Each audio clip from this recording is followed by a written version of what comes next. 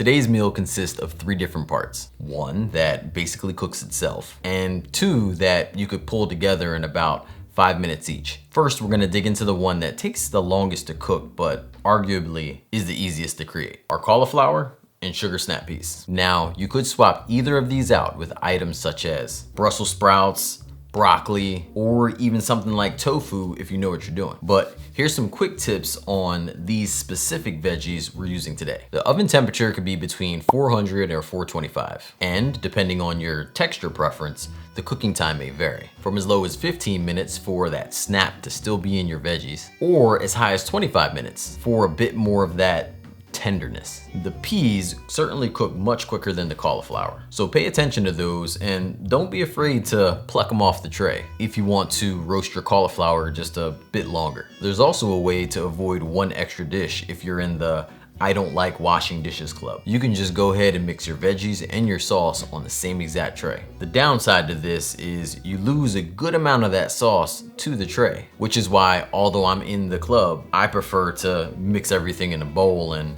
then pour it on. I don't play that wasting sauce stuff. I'll ask a restaurant for some boxes for my meal, although there's nothing left on my entree, except the sauce. What we did with our cashews is actually very similar to something we did with our peanuts just last week. I chose cashews this week to help show some variety. And you could also do something like macadamias or even some hazelnuts, but they are also some pricier options, so keep that in mind. Once we make these, we put them on a baking tray with parchment paper. This way we can spread them out into an even layer. This is gonna keep them from sticking or otherwise forming a globe of nuts. The biggest tip of this cashew concoction is after you make it, put it on the tray and then hide it. It is guaranteed you or your family will deplete the tray, leaving you nothing but crumbs to top your dish. In my opinion, polenta is a acquired taste. It's one of those things that if you've never had it,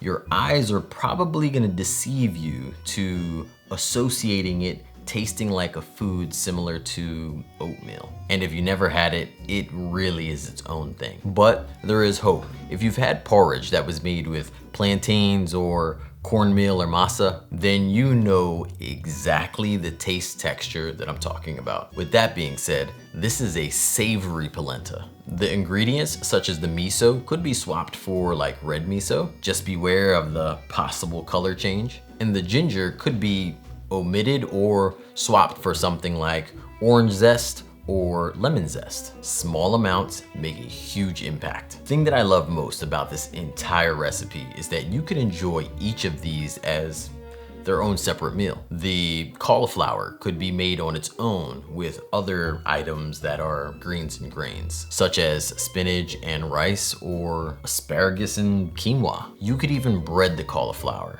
then toss it in an air fryer and enjoy this as a set of wings. The cashews and sesame seeds are a perfect in between the meal snack, or even as a topper to another meal. This could help beef or beef up the protein value and satiation. And the polenta is really filling and could be enjoyed any time of the day. I don't know what dance this is, but it feels nice. It's also the way I say anytime. Cook it up, leave out the miso and ginger, or add in that lemon zest or orange, along with a little maple syrup, slap it into a bowl, and top it with endless mixed berries. This full ensemble of a recipe can be found at my website, makeitdairyfree.com, or linked in the description. Thank you so much for watching. I appreciate you. You're amazing, and I love you. Until next time, believe in good. Peace.